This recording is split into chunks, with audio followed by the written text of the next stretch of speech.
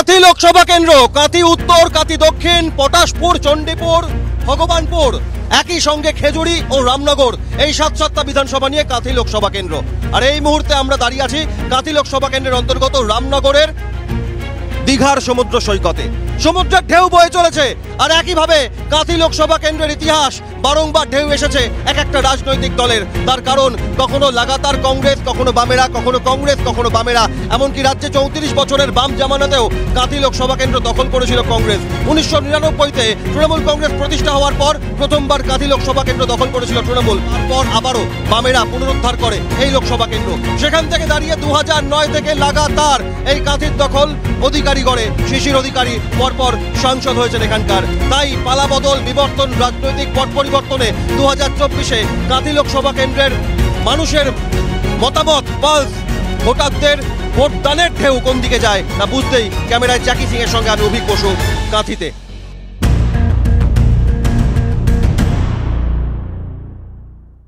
জানতে চাইবো যে কাঁথি লোকসভা কেন্দ্রের এবার ভোটের হাওয়া কি বুঝছেন? সমুদ্রের ঢেউ মতন ভোটের ঢেউ উঠবে। একজন ভোটার হিসেবে এই কাঁথিতে দাঁড়িয়ে, আর কাঁথির মধ্যেই এই দীঘা সমুদ্র সৈকত, কি মনে হচ্ছে এবার লোকসভা ভোটের হাওয়াটা? মানুষের পাশে যারা দাঁড়িয়ে মানুষের মধ্যে কাজ করবে তাদের দিকেই এরকম ঢেউয়ের মতো এগিয়ে যাবে তাদের। একজন ভোটার হিসেবে, মহিলা ভোটার হিসেবে এবারের ভোটে এই সমুদ্র চঞ্চল, কি মনে হচ্ছে ভোটটাও কিভাবে হবে? সমুদ্র চঞ্চল, মানুষের মনও চঞ্চল। কি মনে হচ্ছে এবার ভোটের হাওয়াটা? সবই তো আমাদের দিদির দৌলতে, আর দিদির জন্যই আমরা আজকে সব এখানে এসেছি।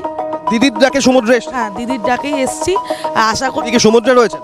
হ্যাঁ, দিদি সমুদ্রে তো আছেন, দিদি সব জায়গাতেই আছেন আমাদের মধ্যে, আমাদের পাশে। আর চেষ্টা করছি দিদি আরও উন্নয়ন করবেন এবং আমাদেরকে আরও এই উন্নয়ন পথে। উন্নয়নের নাম সমুদ্রের মতো ভেসে যেতে চান? হ্যাঁ, অবভিয়াসলি ভেসে তো যেতেই এসছি, আর আশা করছি আরও ভালোভাবে ভেসে যেতে চাই, আর এই উন্নয়নটাকেই হ্যাপিলি এনজয় করতে চাই। কাঁথি লোকসভা কেন্দ্রের নির্বাচন, একেবারে সমুদ্র সৈকতে দাঁড়িয়ে আছেন, এবারের ভোটের হাওয়াটা সব মিলিয়ে কি বুঝছেন? পুরো দেখতে পাচ্ছেন পুরো বাঙালে এই হাওয়াটা চারদিকে চলছে। সমুদ্রে যেরকম ঢয়টা উঠছে সেইরকম কাঁথির ভোটটা হবে দুখানা দু পার্টি, বিজেপি অ্যান্ড টিএমসি। যে ভালো প্রতিশ্রুতি দেবে তার সঙ্গে মানুষ থাকবে আর সব সময় থাকবে। কেন 11 বছর থেকে টিএমসি এখানে শাসন করেছে, কি হলো? কিচ্ছু হয়নি। এখন শুধু হাঁটাহাঁটি লড়াই হবে। কাঁথিতে বিজেপি লিড করবে। কাজ করো তোমরা এখানে? আমরা ট্রান্সপোর্টের কাজ করি, মাল লোডিং করে কাজ করি। বোঝা নামাও হালকা করো বোঝা। কাঁথি লোকসভা কেন্দ্রে তো আবারও একটা ভোট আসছে, এই ভোটের আগে কি হাওয়া, কি বুঝছো, কি চাও? আমরা যেরকম মাথায় বোঝা নিয়ে ঘুরছি সেরকম নেতারাও মাথায় বোঝা নিয়ে ঘুরছে, ঠিক আছে? আমরা চাই আমাদের মাথার বোঝা যে হালকা করবে সেই নেতাকে আমরা চাই। এবারে ভোটের লড়াইটা কেমন হবে কাঁথিতে? কাঁথিতে তো ভোটের লড়াই তো প্রত্যেকবারই জমজমাটি হয়, এবারেও জমজমাট হবে, সেরকমই দেখতেছে, হাড্ডাহাড্ডি। এইগুলো কি দাদা? এটা কারুকার্য শিল্প। এই কারুকার্য খুব বিখ্যাত। আর কাঁথির নির্বাচনের আগে সব মিলিয়ে হাওয়াটা কি বুঝছেন প্রার্থীদের? হাওড়া হাওয়া কিন্তু জমজমাট। এখানে হাড্ডাহাড্ডি, যিনারা এই শিল্পের প্রতি বা আমাদের প্রতি দেখবেন, ওনাদেরকে ভোট দিয়ে জিতানো দরকার আছে। একটা দলের একটা প্রার্থী কেমন কারুকার্য করছে কাঁথিতে? তো বিভিন্ন রকমের বিভিন্ন কারুকার্য করছে, কিন্তু তাতে যে ভালো কারুকার্য করাতে পারবে বা আমাদের দেখবেন তাদেরকে আমরা ভোট দেব। এবারে এই ভোটের হাওয়া কাঁথিতে কি বুঝছো? অধিকারীদের অধিকারীদেরই থাকবে। আগে প্রার্থীরা প্রচারের সময় কি বলছে? ভোটের আগে অনেক কথা, ভোটের পরে হরেন বাজিয়ে সবাই যেরকম চলে যাবে। কোন এলাকায় টোটো চালান? কাঁথি টোটো চালাই। আচ্ছা, একটা লোকসভা ভোট আসছে কাঁথি লোকসভা কেন্দ্রে, ভোটের আগে কি চান? নারীদের মানে কি সম্মান করবে, মানে এরকম একজনকে চাই। কি করা হয় এখন? আমি বিএড স্টুডেন্ট।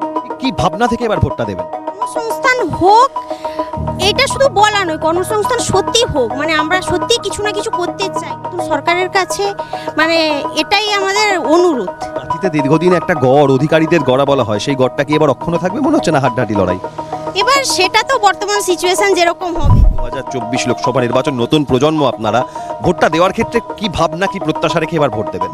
আমাদের যে ইয়াং জেনারেশন যেটা জবের জন্য সব থেকে বেশি পরিমাণে সাফার করছে, আমি ফার্মাসি নিয়ে পড়ছি, ও ইঞ্জিনিয়ারিং নিয়ে পড়ছে, আবার কিছুজন আছে জেনারেল লাইন নিয়েই পড়ছে। সবাই যেন পার্মানেন্ট যেন জবটা পায়, এটাই চাই। যেন জবের জন্য আমাদেরকে এরকমভাবে ঘুরতে না হয়, যেন জবের জন্য এভাবে আন্দোলন না করতে হয়। দোকানে চলে এলাম দাদা, কি বিক্রি করা হয়? এই ঝালমুড়ি দাদা, ঝালমুড়ি। আর আর এই কি ঝালমুড়ি, চটপটি। এবার ভোটের হাওয়া কাঁথিতে, সেখানে কতটা ঝাল দেখা যাচ্ছে? ঝালেই তো মশলাই গরম, মশলাই দিয়ে আর কি করবে। সবাই মশলা দিয়ে প্রচার করছে। হ্যাঁ, মশলা দিয়ে প্রচার করছে। ভোটের হাওয়ায় কারা এগিয়ে মনে হচ্ছে এবার কাঁথি লোকসভায়? হ্যাঁ, মনে হচ্ছে তো অধিকারীগড় এগিয়ে আছে। অধিকারী। গুরু ব্রহ্মা গুরু বিষ্ণু গুরুদেব মহেশ্বর গুরুদেব ব্রহ্ম তস্মৈ শ্রী গুরবে নমঃ। আপনি ঠাকুর মশাই, পুরোহিত মশাই, কাঁথি লোকসভা কেন্দ্রে ভোটের হাওয়াটা কি বুঝছেন? কাঁথির হাওয়া, লোকসভা ভোটের হাওয়া বলতে দুজনই এখানকার লোকাল নেতৃত্ব, দুজনই ভালো কাজ করেছে।